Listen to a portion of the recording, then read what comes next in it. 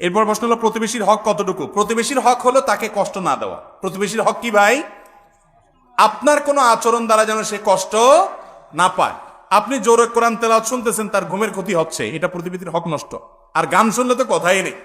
আপনার কোনো আওয়াজ দ্বারা, আপনার মোরগ দ্বারা, আপনার হাঁস দ্বারা, আপনার সন্তান সন্ততি দ্বারা, আপনার বাচ্চা কাচ্চা দ্বারা, আপনার গরু ছাগল দ্বারা, আপনার নিজের দ্বারা কোনোভাবে প্রতিবেশীর যেন কষ্ট না হয়, এটাই হলো প্রতিবেশীর মেইন হক। নবী করিম সাল্লাল্লাহু আলাইহি ওয়াসাল্লাম বলেছেন, লা ইউমিন ওয়াল্লাহি লা ইউমিন ওয়াল্লাহি লা ইউমিন, ওই ব্যক্তি ঈমানদার না, ওই ব্যক্তি ঈমানদার না, ওই ব্যক্তি ঈমানদার না। কে? মাল্লা ইয়ামানু জারুহু বাওয়াইকাহু, যার প্রতিবেশী তার হাত মুখের ক্ষতি দ্বারা নিরাপদে থাকতে পারে না। অতএব প্রতিবেশী যাতে আপনার ক্ষতি দ্বারায় ক্ষতিগ্রস্ত না হয়, এটাই হলো তার মূল অধিকার। দ্বিতীয় অধিকার হলো, আল্লাহ আপনাকে কোনো নেয়ামত দিয়েছে, আপনার প্রতিবেশীকে সেখানে শরীক করবেন। নবী সাল্লাল্লাহু আলাইহি সাল্লাম বলেছেন, গোশত রান্না করেছো, ঝোল বাড়িয়ে দাও, যাতে প্রতিবেশী বাসায় একটু পাঠাও। আমরা ছোটবেলায় দেখেছি বাংলাদেশের প্রতিটা জেলায়, প্রতিটা অঞ্চলে কালচার ছিল, মা চাচিরা ভালো কিছু রান্না করলে, বাজার থেকে ভালো কিছু আনলে, এমনকি ফলমূল আনলে, পাশের বাড়িতে, পাশের ঘরে একটু একটু হাদিয়া পাঠাইতেন।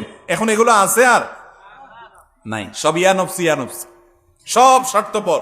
মোরালিটি, মূল্যবোধ, নীতি নৈতিকতা, আদর্শ, এগুলো আজ মুসলমানদের থেকেও হারিয়ে গেছে। অথচ এগুলো ছাড়া ভালো মুসলমান হওয়া যাবে না। মাজার জিয়ারত করা আর মাজার সিজদা করার মধ্যে পার্থক্য কি? মাজার জিয়ারত আর মাজার সিজদা, মাজার জিয়ারত সুন্নত আর মাজারে সিজদা করা শিরক।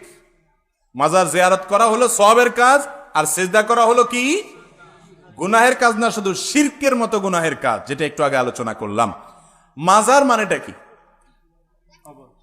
আমরা মনে করি মাজার মানে হলো বড় কোনো পীর সাহেবের কবর হলে ওটার নাম কি? মাজার। আর আমাদের মতো গরিব মানুষের কবর হলে ওটার নাম কি? কবর। এটা ভুল কথা ভাই।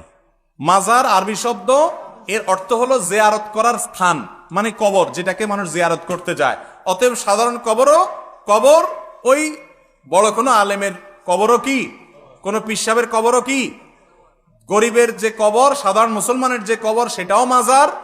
আবার যে অর্থে এটাকে মাজার বলছেন, একই অর্থে বড় কোনো আলেমের কবরও কি? মানে জিয়ারত করার জায়গা। অতএব যে কোনো কবর জিয়ারত করা ভালো, কিন্তু সেখানে গিয়ে তার কাছে কিছু চাওয়া বা সিজদা করা, এটা কি না ভালো না, এটা হলো শিরক করা।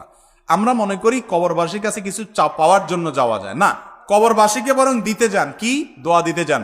সালামুন আলাইকুম দারা কওমিন, তোমাদের প্রতি শান্তি বর্ষিত হোক। দোয়া হলো না তাদের জন্য, এই জন্য কবরে যাবে।